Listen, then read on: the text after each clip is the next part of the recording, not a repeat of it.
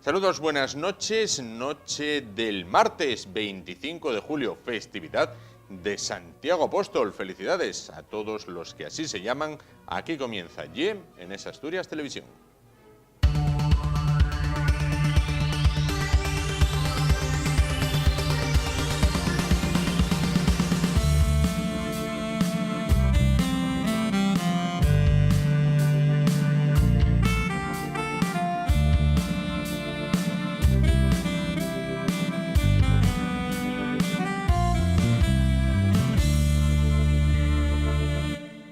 Bueno, pues comenzamos y lo hacemos con ese encuentro mensual que mantenemos con los profesionales del CEFIBA, el Centro de Fecundación In Vitro de Asturias. Bueno, hoy vamos a hablar con Luz Rodríguez Menes, directora del Laboratorio de Fecundación In Vitro en el propio CEFIBA. ¿Qué tal? Buenas noches. Hola, buenas noches. Bueno, pues entonces, ¿cuáles son las técnicas de reproducción asistida y por qué se llaman así? Bueno, se llaman técnicas de reproducción asistida porque lo único que intentamos es ayudar un poco a la naturaleza para que ocurra el embarazo. Y bueno, las técnicas más utilizadas, más frecuentes son la inseminación artificial, la fecundación in vitro y la microinyección espermática, son las más utilizadas. Claro, las más comunes. ¿Qué diferencia hay entre inseminación artificial y fecundación in vitro? Entonces lo que tratamos de conseguir es acercar el óvulo al espermatozoide. Sí. La inseminación artificial es la técnica más sencilla y consiste en depositar en el tracto genital femenino los espermatozoides una vez capacitados y que luego, bueno, dejar actuar a la naturaleza. Claro. La fecundación in vitro, lo que hacemos es sacamos los óvulos, realizamos primero una estimulación hormonal para que la mujer produzca más óvulos. Sí. Y una vez se extraen y alcanzan un tamaño adecuado, se extraen esos óvulos mediante una punción folicular y preparamos el semen. Y una vez preparado el semen, lo que hacemos es colocamos juntos el óvulo y el espermatozoide y dejamos que ellos trabajen un poco. Claro. Y luego un paso más es la microinyección espermática. Con la microinyección espermática lo que hacemos es, una vez que tenemos los óvulos y el espermatozoide, es cogemos el óvulo y le microinyectamos dentro del espermatozoide. Ya más aproximados ya no lo podemos hacer. Claro. Y luego ya dejamos que se produzca la fertilización y que ellos actúen. Y mucha gente se puede preguntar, ¿cuál es la técnica que tiene más éxito? A ver, la técnica que tiene más éxito sin duda alguna es la microinyección espermática. Porque es la que va más conducida. Acercamos digamos, más, ¿no? pero bueno, también si no está indicado una pareja joven con el semen aceptable y con unas trompas permeables, no existe una clara indicación para la inseminación artificial sin más. Entonces, bueno, pues una vez estudiada la paciente, se le indica la técnica más adecuada para ella. Claro. Entonces, su misión, bueno, es un poco manejar el óvulo del espermatozoide para que se produzca ese feliz encuentro, llamémoslo así, pero hay una parte más importante que otra, es decir, ¿alguna de las células es más importante que la otra en este encuentro? Hombre, evidentemente, tanto el óvulo como el espermatozoide son fundamentales, eso está claro. Pero tenemos que tener en cuenta que en los primeros estadios de división, cuando se produce la fertilización, todos los procesos que se desarrollan son gracias al óvulo. Sí. Solo a partir del día 3 es cuando empieza a expresarse el genoma del embrión, es cuando empieza a afectar la parte masculina, digamos. Por eso yo me inclino a pensar que es más importante el óvulo, porque esos primeros estadios son fundamentales. Y luego tenemos que tener en cuenta también una cosa, y es que el óvulo tiene una capacidad para reparar daños del espermatozoide, sobre todo cuando el óvulo es de una mujer joven. Tiene mayor capacidad para daños en cuanto al ADN del espermatozoide, tiene capacidad de recuperarlo. Es decir, mejora lo existente. Eso, puede llegar a mejorar, sí. Claro, perfecto. Bueno, usted se pasa el día vigilando embriones, como si fuera una primera guardería, un primer jardín de infancia, o como decían antes en alemán, que fue la primera vez que yo lo he escrito, Kindergarten, y yo no sabía lo que significaba, y era como jardín de infancia. ¿Esto es como tremendamente monótono o hay algún truco para vigilarlos? Para nada. Hombre, antes teníamos los sistemas, los incubadores convencionales y entonces solo nos permitía poder ver una vez al día los embriones, porque sacarlos de su ambiente en un incubador a una temperatura adecuada, a unos niveles de CO2, siempre les puede afectar. Entonces teníamos que ver la evolución y los podíamos ver una vez al día. Hoy en día, gracias a Dios, tenemos unos sistemas mucho más sofisticados, unos incubadores, el sistema Time-Lapse. Nosotros, de hecho, contamos ya desde el año 2011 con el Embryoscope, que aparte de ser un incubador pues, de los mejores que hay en el mundo, tiene un sistema llamado Time-Lapse, es decir, que nos permite ver el embrión en todo momento. Saca cada 10 minutos fotografías del embrión en 5 planos distintos y podemos obtener una película. Es como el gran hermano del embrión, le vemos todos los procesos y gracias a él aprendimos muchísimo porque vemos cosas que antes no las podíamos ver, claro. Con verlo una vez al día, poder ver todos los días cómo se va desarrollando en todo momento el embrión, descubrimos muchas cosas. Claro, o sea, es un seguimiento al milímetro. Sí. Prácticamente. Madre mía. La evolución es constante, ¿no? Me imagino. Sí. En aparataje y en todo, en tecnología y en... Exactamente. Madre Hay mía. que estar al día continuamente. Claro. ¿Y qué hacen con los embriones sobrantes tras la transferencia al útero? Pues una vez que transferimos los embriones, los sobrantes los podemos criopreservar. Hoy en día ¿Congelar? Más que congelar, era lo que se hacía antes. Ajá. Hemos pasado ya, desde hace ya, nosotros concretamente en el 2008 empezamos con otro sistema que es la vitrificación. Que es una criopreservación, pero la diferencia de la congelación es un enfriamiento muy rápido. Un enfriamiento muy rápido con el cual conseguimos que no se formen cristales de hielo. Y las tasas de supervivencia de las células son muchísimo mejores. Claro. Y el desarrollo del embrión posterior es muchísimo mejor. Hoy en día ya no nos importa si en algún momento dado una paciente pues no le podemos transferir porque pues el endometrio no está preparado, porque tiene un riesgo de hiperestimulación, por cualquier cosa, pues no hay ningún problema y los vitrificamos y lo hacemos en otro ciclo sin ningún problema. ¿Y hay riesgo de daño para el óvulo o el espermatozoide en este proceso de enfriamiento? Hoy en día se ha superado muchísimo. Antes, por ejemplo, con la congelación, el semen sí, el semen es muy duro y lo puedes congelar y puedes hacer con él lo que quieras porque es mucho más resistente.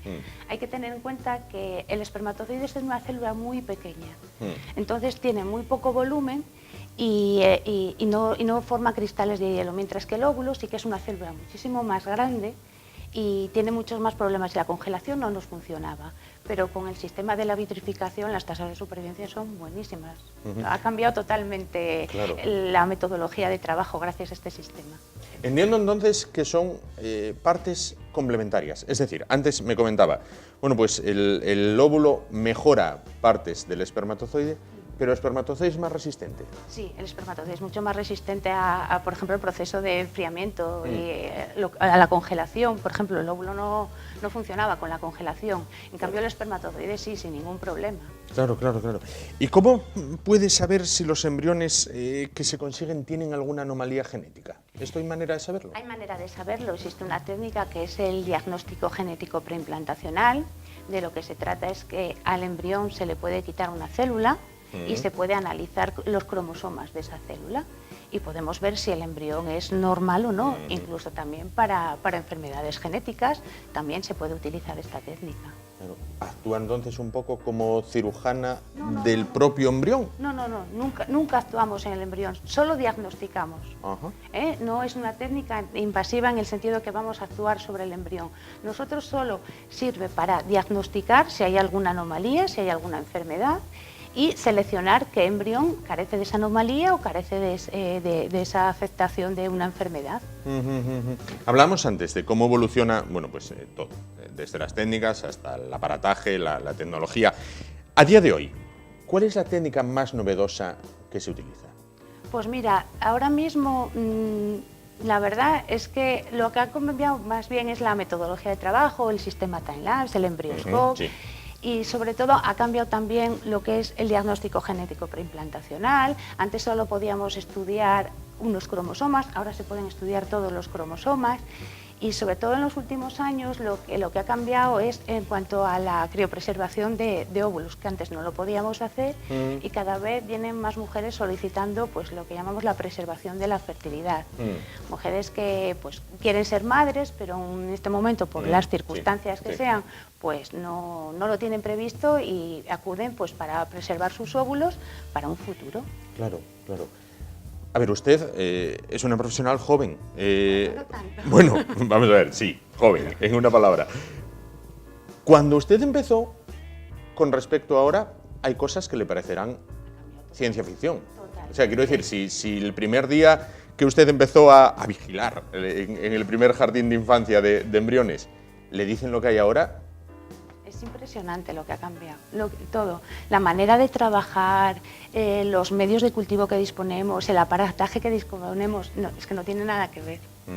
No tiene nada que ver. Y a futuro seguirá sin tener nada que ver, me imagino. Hombre, eso esperemos. Esperemos que cada vez aprendamos más, que nos queda mucho por aprender, nos queda mucho por saber. Yo creo que estamos todavía empezando, pero eso espero. Claro, espero que cuando me jubile ahora haya aprendido, pero muchísimo más. Claro. El mes pasado, el doctor Quintana, el otro mes, nos comentaba, no hace falta ir a Madrid, Barcelona, Tokio, París, Roma, está aquí en Asturias. Lo que se puede hacer está aquí en Asturias. Exactamente, no hay ninguna diferencia. Todas las técnicas que se puedan hacer en cualquier parte del mundo, Asturias dispone de ellas. Claro. Voy a hablarle de algo tan básico en el laboratorio como puede ser el microscopio. Sí. Vale. Sin el microscopio todo esto, quizás mucha gente en casa diga, no, claro, sin microscopio, no, claro, ni el albañil sin los ladrillos, pero para usted es la herramienta vital, ¿no? Es la herramienta vital, es fundamental un microscopio en nuestro laboratorio, fundamental. Claro. Ahora también me comentaba hace un momento, cada vez más mujeres, bueno, pues los hábitos de vida han cambiado y retrasan la edad de maternidad. Es perfectamente posible retrasar la edad de maternidad, ¿no? Es decir, se puede actuar, ustedes funcionan también como un banco, donde pueden depositar... Sí. Se puede preservar la fertilidad. Sabemos, y esto nos cansamos de decirlo porque es fundamental, que aunque la esperanza de vida ha avanzado, aunque una mujer de 40 años hoy en día está estupenda y maravillosa, los óvulos tienen 40 años, claro. Y eso no hemos avanzado nada. Sabemos que a partir de los 35 años la calidad del óvulo desciende y conforme pasan los años desciende de una manera más alarmante y el riesgo de anomalías aumenta. Por eso es importante plantearse, si una mujer dice yo quiero ser madre, pues quizá me convenga preservar mis óvulos para el día de mañana. Claro. ¿Las técnicas asistidas de embarazo aumentan el riesgo de que se produzcan anomalías genéticas? No aumentan para nada. Nosotros no actuamos desde el punto de vista genético. Nosotros lo único que hacemos es aproximar todo lo que podemos el óvulo y el espermatozoide, pero no influimos genéticamente sobre el embrión. Claro. ¿Y en qué caso recomendaría usted preservar, hablábamos recién, la fertilidad, tanto en la mujer, no solo en la mujer, sino también en el varón? Pues mira, aconsejo sobre todo a las mujeres eso, pues cuando... pues no dejar pasar los años, sabemos lo que decía antes, a partir de los 35, pues desciende mucho la tasa de la posibilidad de una mujer de quedarse embarazada, y entonces aconsejamos preservar la fertilidad, pero también existen otros casos, y quiero comentarlo también, hacer un llamamiento a los oncólogos, pacientes con cáncer, que hoy en día la tasa de supervivencia es muy alta, y también tenemos que hablarles de que existe la posibilidad de preservar tanto los óvulos como los espermatozoides. Una vez que pasen esa etapa tan dura de su vida, saber que tienen ahí algo que puede darles un niño el día de mañana. Claro, sin duda. ¿Y se puede seleccionar el sexo de los embriones? Es decir, ¿se puede ir un poquito a...? Desde el punto de vista técnico se puede hacer. Es un diagnóstico genético, analizamos los cromosomas y no hay ningún problema. Desde el punto de vista técnico se puede hacer, pero la ley es muy clara en este sentido y solo permite en casos de enfermedades ligadas al sexo. Claro. Solo se permite hacer esta técnica en esos casos, enfermedades ligadas al sexo. Pero técnicamente es perfectamente factible. Claro, no se puede ir al niño a la carta. No. Claro. Afortunadamente también. Claro, afortunadamente también, sí. Si no, claro, sería un lío. Bueno, ¿se necesita un requisito especial para acceder al laboratorio de reproducción humana? Esto es una de las cosas que más ha cambiado a lo largo de los años en los laboratorios de reproducción asistida. Cada día se controla muchísimo más el ambiente dentro del laboratorio. Es un acceso restringido y toda persona ajena que va a entrar al laboratorio, tanto como nosotros mismos, tenemos que utilizar una ropa adecuada, calzas, gorro, mascarilla y cosas más importantes también. No se puede ir maquillado, no se puede llevar las uñas pintadas, no se puede utilizar colonias ni cremas con olor, no se puede llevar nada, porque todo eso afecta a los embriones. Todo eso libera unos compuestos volátiles, que eso influye en el desarrollo del embrión y hace que las tasas de embarazo bajen. Por eso estamos todo el día controlando el ambiente del laboratorio, la temperatura, todo es muy importante en el laboratorio, incluso la luz. La luz a los embriones les va mal. También trabajamos con poca luz, casi en penumbra, para que no les afecte a los embriones. Claro, claro. Es decir, ustedes trabajan con material tremendamente sensible. Claro. En los últimos tiempos, bueno, hemos visto en prensa, pues mujeres famosas que han tenido hijos a edad avanzada. En estos casos, yo creo que a todo el mundo se le viene a la cabeza la misma mujer. Bien, presentadora también de televisión, ¿no? Siempre se dice Ana Rosa. En este caso, siempre todo el mundo piensa en ella. Bueno, antes no era factible, es decir, antes, y voy a ir a tiempos de mis abuelas, por ejemplo, cuando una mujer llegaba a los 25 años y no había tenido hijos, pues ya era como, uy, ya no va a tener. ¿Cómo es posible que ahora...? Pues hoy en día, yo lo decía antes, las posibilidades disminuyen muchísimo, pero sí es cierto que se pueden quedar embarazadas mujeres de edad avanzada, pues con las técnicas, pues con la donación de óvulos, esto es factible. Una mujer le dona óvulos a otra, a una mujer de edad, se fecundan con el semen de la pareja o de donante, lo que en ese caso se precise, y se colocan en el útero de la mujer receptora. Y luego la mujer receptora va a ser la que lo geste ella. Claro. ¿Habrá mujeres, no obstante, que son reacias a esto? Hombre, claro que sí. Cuando una pareja viene y con una edad, y primero hay que asumir, asumir este hecho, que no es fácil. Claro. No es fácil, requiere un periodo de aceptación de esto. Pero luego la experiencia es muy buena. Hay que tener en cuenta que luego, bueno, pues sí, aporta genéticamente una donante. Pero luego la mujer lo lleva 9 meses dentro, la mujer lo va a parir. Y luego hay que tener en cuenta que cada vez, gracias a Dios, conocemos más de genética y sabemos los factores epigenéticos. Sabemos que ciertos genes se expresan de una manera o de otra, depende del ambiente en que estén. Con lo cual, eso de que una mujer receptora, yo no le aporto nada genéticamente, ahora no. Ahora sabemos que sí que le aporta. Claro. Le aporta mucho. Claro, claro, claro. Evolucionan las técnicas, evoluciona la tecnología, evoluciona, bueno, prácticamente todo, y tiene que ir de la mano de la ley. El mes pasado también, con el doctor Quintana, hablábamos de la ley española. Él me decía que era una ley, bueno, pues bastante avanzada para los países de nuestro entorno. Ahora está muy el tema de los vientres de alquiler. Bueno, en algunos países sí, en algunos países no. Actualmente en España creo que no, ¿no? No, en España todavía no está permitido la maternidad subrogada. Bueno, pues entonces, cuando se permita, pues entonces quizás podamos hablar de ello. Pues quizás sí. Quizás sí. Pues Luz Rodríguez Menes, directora del Laboratorio de Fecundación In Vitro del CEFIBA. Muchísimas gracias por estar con nosotros y acercarnos, bueno, lo que es su tarea diaria en el CEFIBA, del cual me quedo, bueno, con una frase que me gustó muchísimo, que es, soy la que cuida el primer jardín de infancia, de unos embriones en este caso. Pues que siga cuidando por muchos años estos embriones, porque aproximadamente, bueno, supongo que no llevará la cuenta, pero ¿cuántos niños habrá visto? Si vas un día por la clínica podrás ver en los pasillos la cantidad de fotos que tenemos de niños. Eso es un orgullo para nosotros. Claro, cuando nos vienen a enseñar los niños, cuando nos traen las fotos, ahí es cuando dices, ha merecido la pena todo el esfuerzo. Claro, va por la calle y dice, a este lo cuidé yo cuando era pequeñín. Pues muchísimas gracias, Luz, muchísimas gracias por estar con nosotros esta noche y nosotros nos vamos rápido a publicidad para volver y continuar con el programa de hoy. Hasta ahora.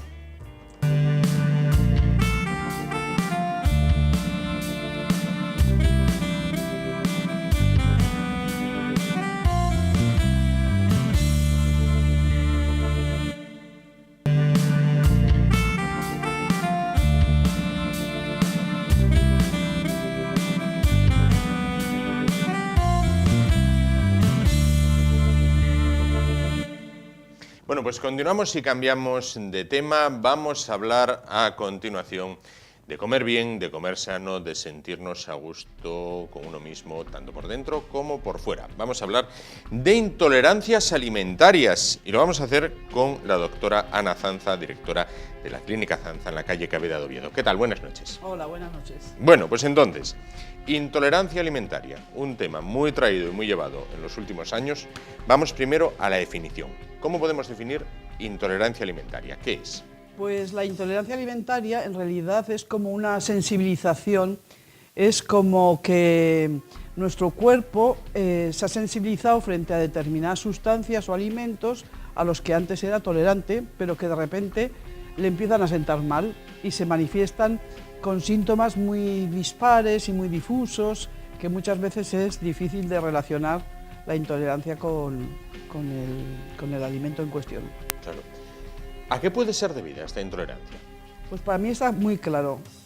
Siempre el punto común, el nexo de unión entre todos los pacientes que atiendo, suele ser una mucosa dañada, inflamada. Me refiero a una mucosa intestinal. Y son personas que cuando les palpas el abdomen, pues suele dolerles. O sea, hay una inflamación. Y suele ser debida a todos unos años de mala alimentación y también a un consumo de antibióticos en la edad pediátrica, en fin, y a lo largo de la vida. Entonces, entre los antibióticos que se han consumido muchas veces con la carne que consumimos nosotros, con el ambiente, los pesticidas, en fin, con este mundo que vivimos, que vamos poco a poco pues degradando nuestra flora bacteriana intestinal, y eso hace que cambien, que haya desequilibrios y que bacterias buenas bajen y suban bacterias malas, hongos y demás que inflaman nuestra mucosa intestinal. Claro, es decir, entonces es un tema este de intolerancia que se manifiesta más ahora que hace, por ejemplo, 100 años. Yo creo que sí, antes las costumbres eran diferentes, las personas llevaban una alimentación mucho más tradicional, se cocinaba en las casas, los alimentos eran más naturales, no tenían tanta química. No se consumía tanto antibiótico de niño, o sea, no sé, es que no cabe duda que en unas décadas ha cambiado muchísimo el panorama. El cuerpo humano, entiendo, por lo que usted me cuenta ahora de cuando habla con el paciente, bueno, acerca de la fase pediátrica y todo esto, el cuerpo humano entonces es una máquina con memoria, es decir, lo que pasa a una edad puede repercutir en otra. Claro, porque nacemos todos con una flora, ¿sí?, en nuestros intestinos, que es la que heredamos de nuestra madre. Solamente en el hecho de nacer, en el momento del parto, el niño ya recibe muchísimas bacterias propias de la madre. Entonces, si el niño ya nace por cesárea, ya no nace con esa misma flora. Si luego es amamantado o toma biberón, también va a influir en su flora. Si luego tiene catarros y va a tener que tomar antibióticos o diferentes medicamentos, todo eso, digamos, que va empobreciendo la flora, que son nuestras defensas. Sí. Y eso es una cosa que es como que se va sumando a lo largo de la vida. El cuerpo tiene capacidad de reproducir la flora, pero yo creo que ahora mismo hay muchas personas que la perdieron hace tiempo. Claro. Y que ya no la tienen como la tenían, no tienen una flora saludable, sino que tienen una flora empobrecida. Bueno, vamos a hablar de un tema que es el test de intolerancia alimentaria, del que habla mucha gente, pero en el caso de la consulta que dirige usted, ese test lleva un complemento además. Sí, es que yo siempre cuando me llaman a la consulta para preguntar por el test de intolerancia alimentaria, siempre explico, intento que me entiendan lo que quiero decir, explico que el test en sí no es más que una herramienta, es una herramienta que te viene muy bien a la hora de enfocar luego los cambios alimenticios y ponerles una dieta.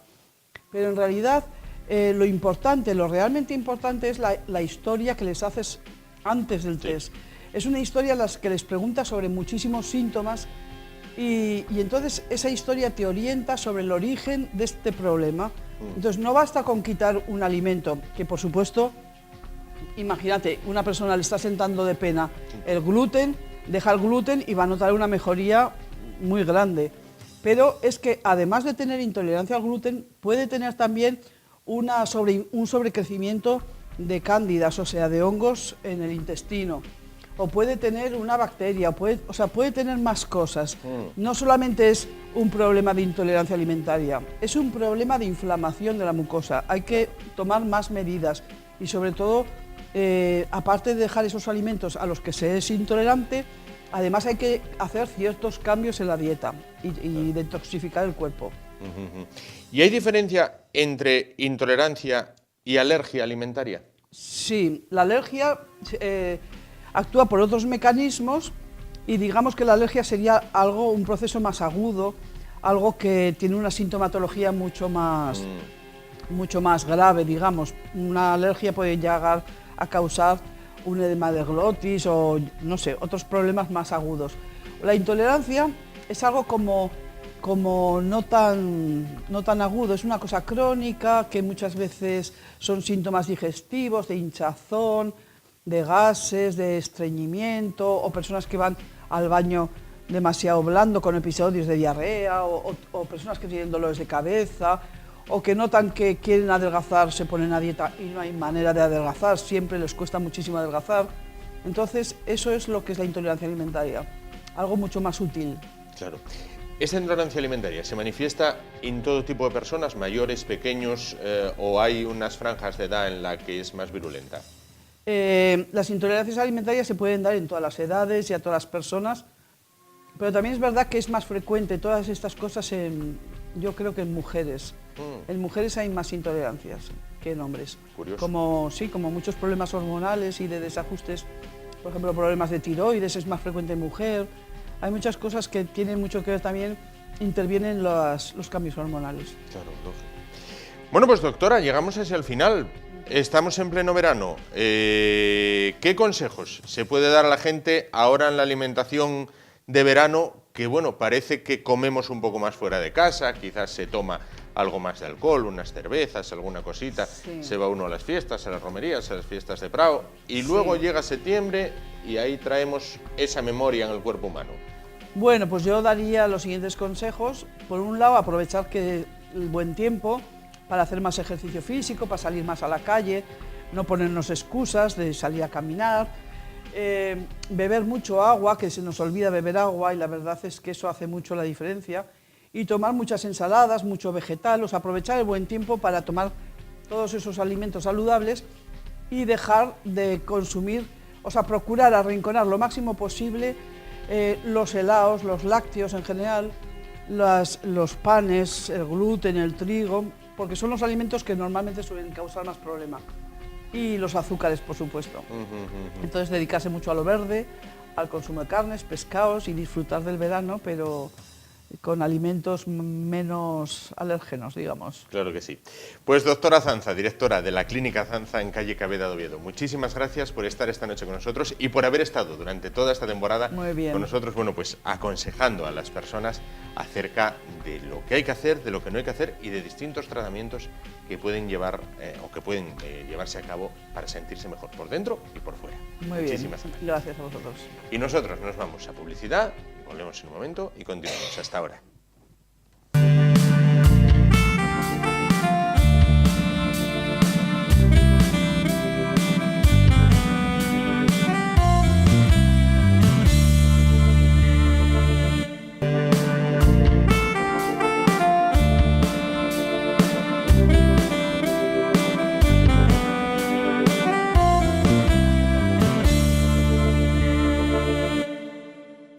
Bueno, pues continuamos en esta noche del 25 de julio, festividad de Santiago Apóstol.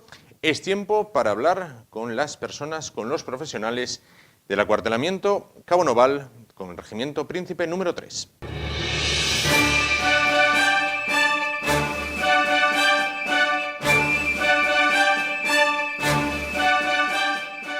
Bueno, pues esta noche vamos a hablar de los retos a futuro del propio regimiento. Para esto se encuentra con nosotros esta noche. Paso a presentarles Ignacio Javier Costa, capitán del regimiento. ¿Qué tal? Buenas noches. Buenas noches. Bueno, junto a él, Cristian González, soldado del regimiento. ¿Qué tal? Buenas noches. Y frente a ellos, Esteban Piñuelo, sargento del regimiento. ¿Qué tal? Buenas noches. Bueno, pues entonces, se acerca el mes de agosto, bueno, cita tradicional, ineludible en Asturias, la Feria Internacional de Muestras, o la FIDMA. ¿Estarán presentes en esta cita? Claro, llevamos ya más de 10 años en la FIDMA y allí lo que representan nuestras Fuerzas Armadas son tanto los medios materiales como humanos que damos a conocer a la población.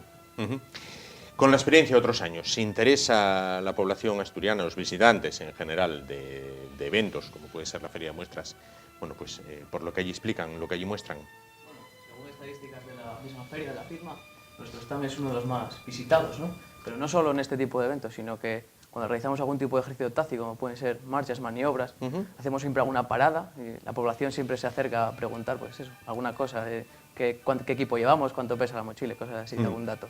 Claro. Bueno, en ferias similares celebradas este año o años pasados, bueno, en otros puntos de España, bueno, distintas autoridades políticas sugirieron, o más bien dijeron, que la presencia del ejército no era la adecuada en ámbitos de ese tipo. Esto ocurre en Asturias, al contrario, la población, como nos decía el soldado, bueno, pues se acerca a ustedes, se interesa por lo que hacen, las autoridades, bueno, pues políticas, buen trato también con ellas. ¿Cómo está este tema aquí en Asturias?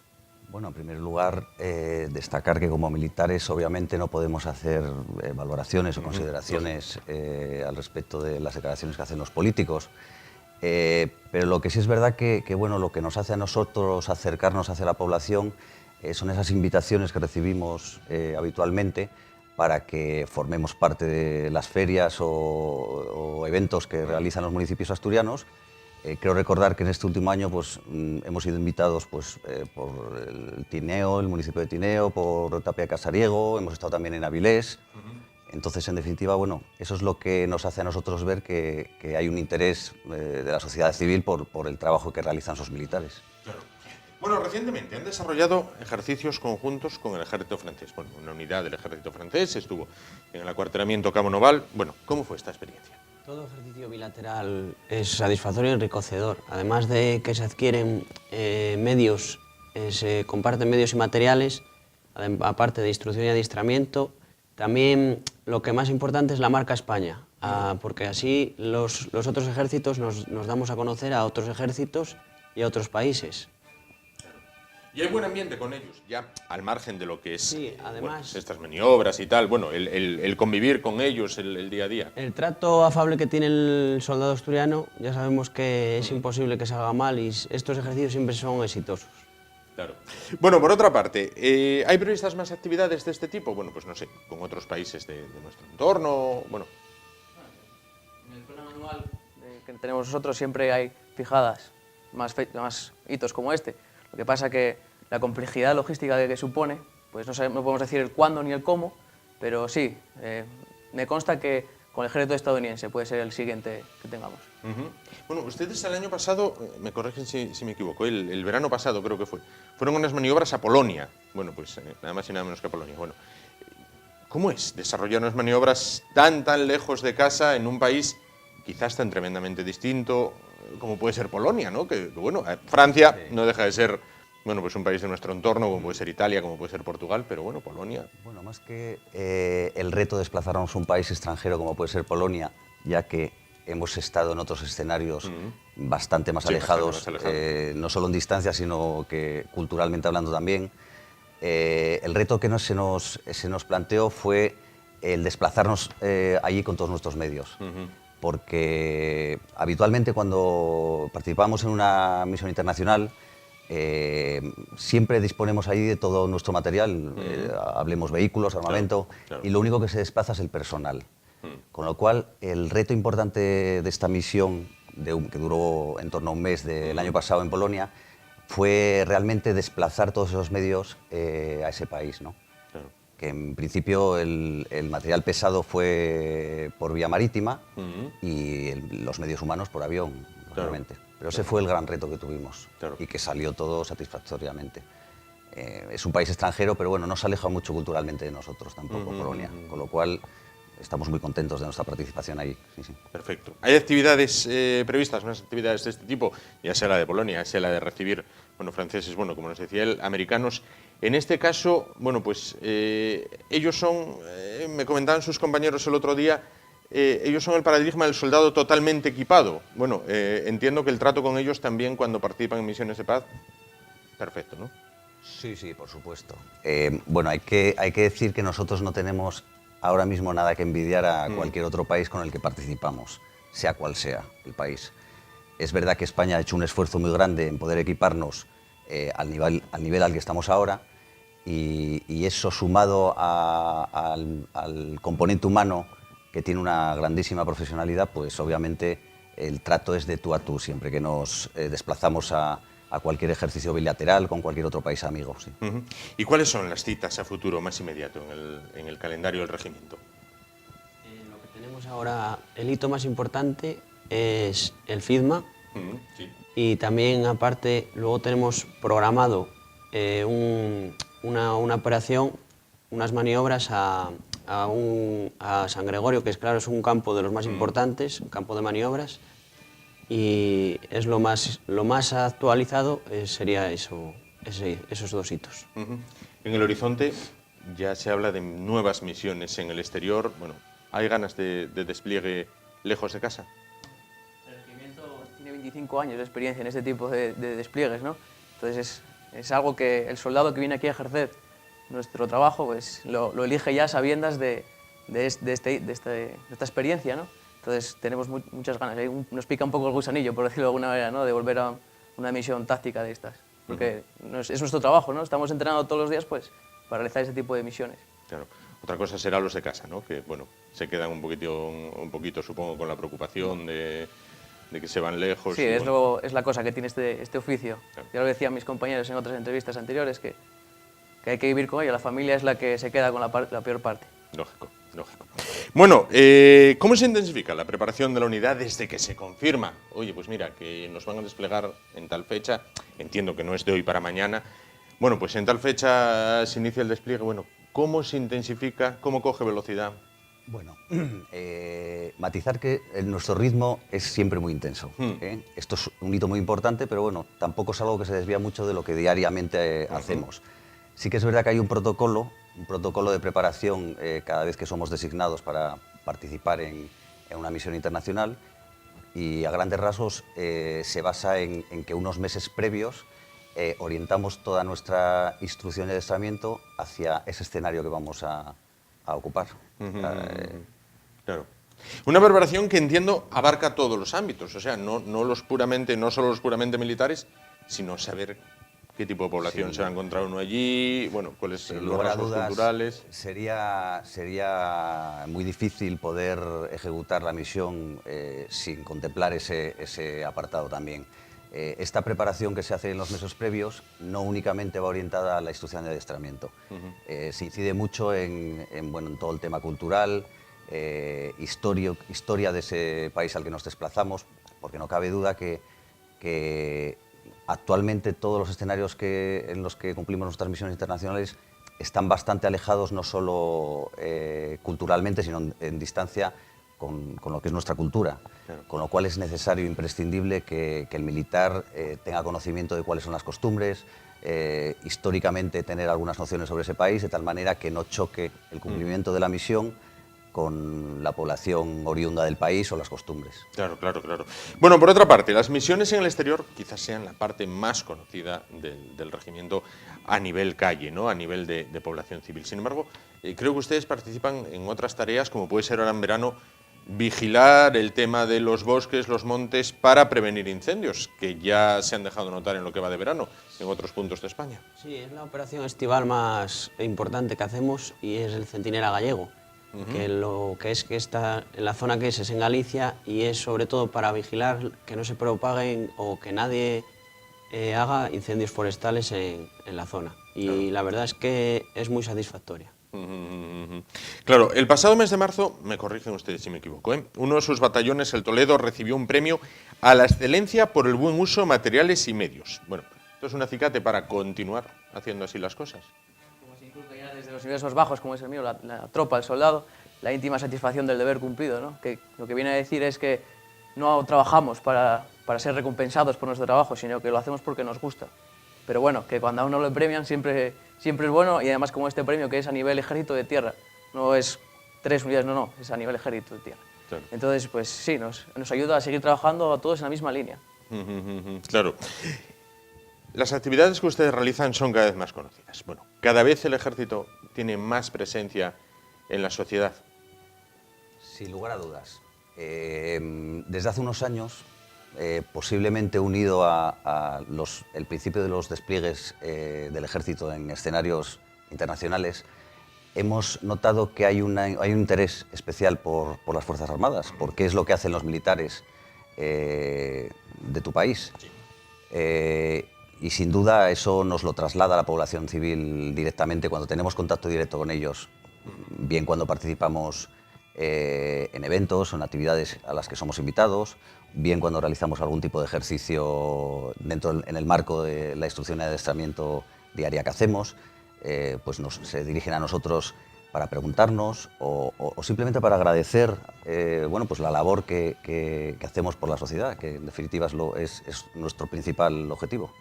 Ese contacto con el día a día de la sociedad civil se corría el riesgo, según algunos, de perderse cuando se profesionalizó el ejército. Es decir, ya no era pues ese servicio militar que todos los chicos tenían que cumplir. Entonces, parecía que todo el mundo estaba vinculado de alguna manera u otra al ejército. Sin embargo, a pesar de ser un ejército profesional, han sabido mantener el contacto con el día a día de la calle, ¿no? Sí, es posible que eso hubiera ocurrido en un primer momento, cuando se hizo la transición, se produjo la transición entre el ejército obligatorio y el ejército profesional, pero sin duda, y vuelvo a repetir, la gran profesionalidad sobre todo de la tropa, que son, por decirlo de alguna manera, los que están más temporalmente dentro de la milicia, y como no, de los cuadros de mando, que somos los que más tiempo estamos cumpliendo esta profesión, hemos contribuido a que esto sea así, a que no se pierda ese contacto, esa información, en saberla transmitir y, en definitiva, en tener informado al ciudadano de qué es lo que hace su ejército, no es otra cosa. Claro. Bueno, han estado con nosotros a lo largo de los últimos meses, acercando el trabajo que realizan a los asturianos. Ha sido una experiencia positiva, fue difícil, ha habido nervios, comentaban entre los que ya habían estado y los que iban a venir la semana siguiente, aquello va así. Todo lo que sea que el personal al que servimos nos conozcan es satisfactorio, de manera directa o, por ejemplo, en un escenario como aquí, en un programa de televisión. Lo que pasa es que sí, al principio siempre tienes esos nervios de no estar acostumbrados a tanto de cara al público, pero siempre que podamos, nosotros somos unos meros interlocutores para hablar de las Fuerzas Armadas y sobre todo de la Brilat. Ha sido un placer estar con ustedes, tanto con ustedes como con sus compañeros. ¿Continuaremos para la próxima temporada? Bueno, si nuestro plan de instrucción nos lo permita, nosotros encantados de venir aquí a enseñar nuestro trabajo y nuestra forma de vida, que es lo que es el ejército. No es más que nada que una forma de vida. Claro, pues esperemos que así sea. Muchísimas gracias por estar con nosotros, a ustedes tres, y también transmitan este agradecimiento a sus compañeros, con los cuales todavía nos queda por hablar con algunos, pero transmitan que hemos estado encantados de que hayan estado ustedes pues semana tras semana contándonos un poquito cómo es la vida en el acuartelamiento Cabo Noval y cómo es la vida en el Regimiento Príncipe número 3, que es una de las unidades más laureadas del ejército español y de las que más veces ha prestado servicio en el exterior. Muchísimas gracias a los tres, capitán Ignacio Javier Costa, gracias. Sargento Esteban Piñuelo, muchísimas gracias, y soldado Cristian González. Muchísimas gracias por estar con nosotros esta noche. Y nosotros nos vamos a continuación a publicidad y en un momento volvemos para afrontar lo que es ya la recta final del programa de hoy, festividad de Santiago Apóstol. Vamos a hablar precisamente de eso, del Camino de Santiago a su paso por Asturias. Hasta ahora.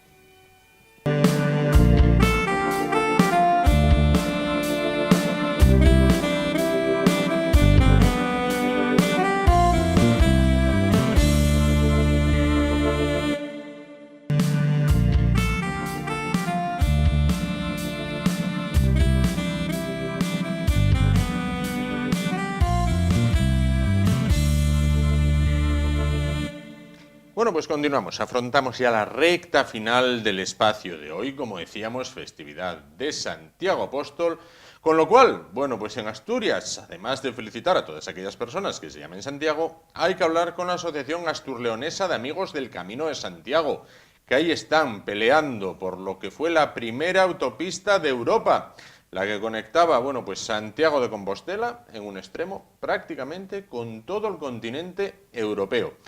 Pasaron muchos años, los caminos han vivido momentos buenos, momentos regulares, momentos malos. Pues vamos a conocer en qué momento se encuentra el Camino de Santiago, volumen de peregrinos, estado de los albergues.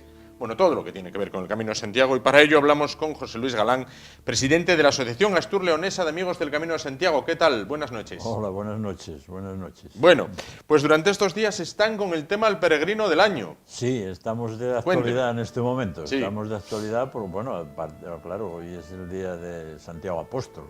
Entonces es natural que estemos de actualidad, ¿no? Santiago Apóstol en otras épocas era fiesta nacional. Era patrono de España, fiesta nacional, evidentemente ya no. Pero bueno, nosotros seguimos considerando patrono de España ya desde los tiempos muy antiguos, ¿no? Bueno, patrono será, que sea fiesta o no, será otra cosa. Exacto, Efectivamente. eso es, esa Claro. es la cosa. Y el camino ahora mismo está en pleno auge, ya tenemos, las asociaciones ya hace años que están trabajando por ello, pero ahora ya, también hace unos años, que en verdad ya todos los estamentos, todas las instituciones, todas las administraciones, tanto desde el nivel municipal, a nivel provincial y autonómico, o a nivel estatal, ya están todos muy preocupados con el Camino de Santiago. Ya ven que el Camino de Santiago es una fuerza muy positiva en muchos aspectos. Incluso, incluso no, más que en gran medida, también desde el punto de vista turístico, ¿no? Y monetario. Y monetario, por supuesto, y de fijación de población en los pueblos del camino, etcétera, ¿no? Entonces, la verdad es que en el trabajo de las asociaciones y la declaración reciente de hace un par de años que hizo la UNESCO del Camino del Norte como patrimonio mundial, pues también influyó mucho en este auge, ¿no? Claro. ¿Qué volumen de peregrinos estamos encontrando este año, ahora que estamos en Hombre, Ecuador de verano? Yo te puedo decir los que duermen en el albergue de Oviedo, que no son ni mucho menos todos los que pasan por Oviedo. Claro. Por Oviedo pasan muchísimos más, porque nosotros en la página web tenemos una relación también, en nuestra página tenemos una relación de establecimientos de hotelería convencionales que recomendamos para las personas que lleguen en la hora que el albergue esté cerrado, Claro, o en fin, que quieran utilizarlo, ¿no? O sea que, en resumen, que por Oviedo pasan muchos más de los que nosotros tenemos contabilizar. Pero bueno, nosotros el año pasado en el albergue durmieron 5.600 algo, que ya son, bueno, unas cifras bastante considerables. Claro, comparado con el Camino francés, por ejemplo, no, porque en León llegan 2.000 todos los días, ¿no? Sí. Por ejemplo.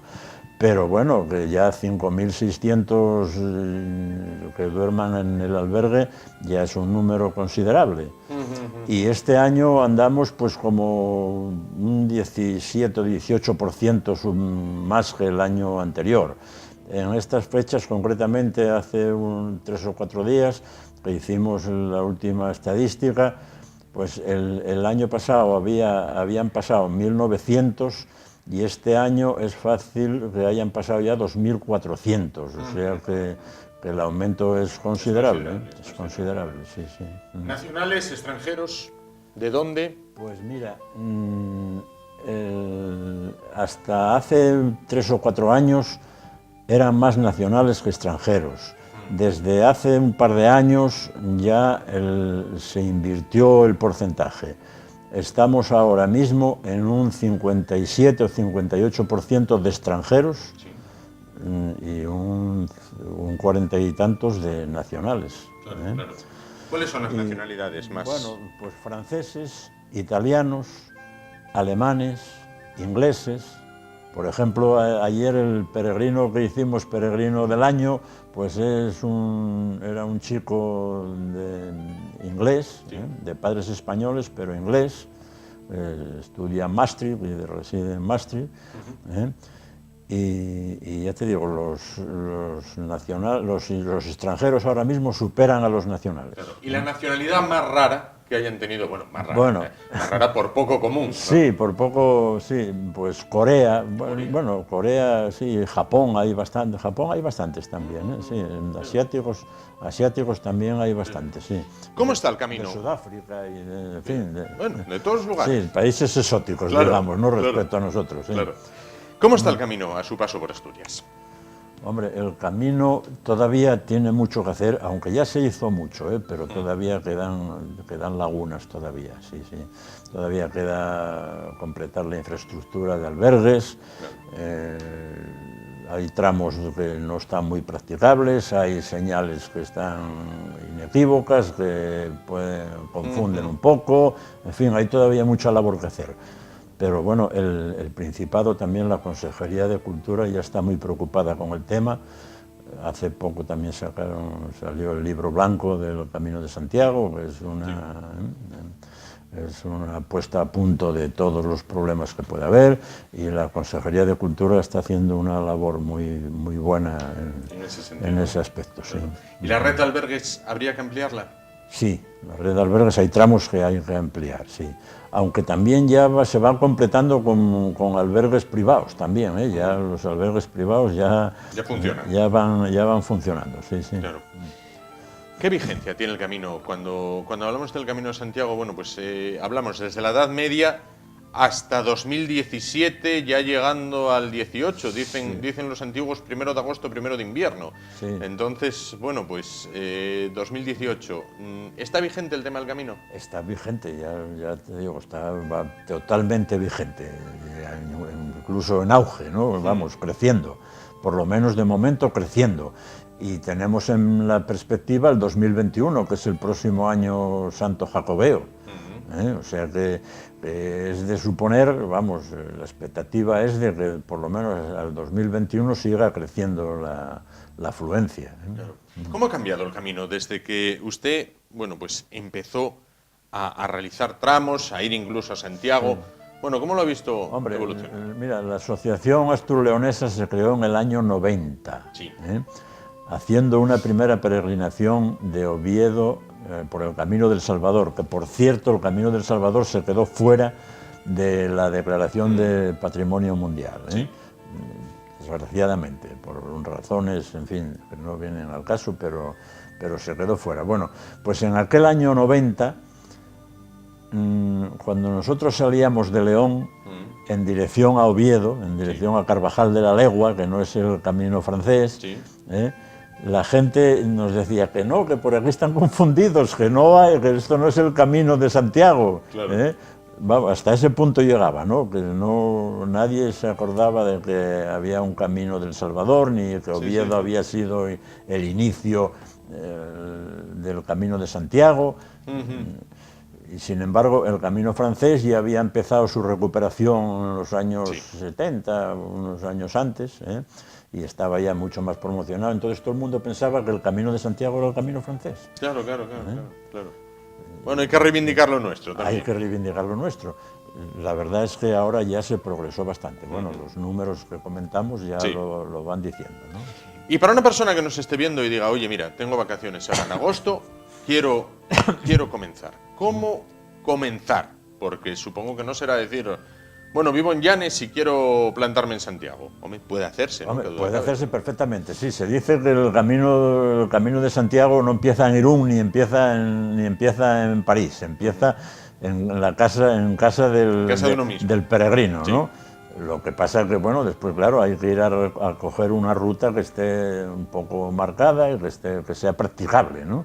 Ahora mismo, porque a veces no coincide con el camino histórico, claro. Pero lo importante es que ahora mismo sea practicable, que no tenga peligro, de que haya que ir por arcenes de carreteras, etcétera, ¿no? Entonces... Pero lo idóneo es comenzar con alguna ruta más pequeña. Hombre... Porque requiere fondo físico también. Requiere una preparación, que duda cabe que requiere un poco de preparación física, sí. Y después, bueno, pues una preparación de un poco programado aunque no demasiado tampoco. Yo creo que no demasiado tampoco, porque el Camino de Santiago, si no tiene un poco de aventura, pues claro, tampoco... pierde la gracia, ¿no? Eso, y tampoco hacer que sea una carrera y llegar pronto al albergue para coger sitio y no sé qué, además tardar un par de días más, claro, siempre que se pueda, claro, por supuesto, ¿no?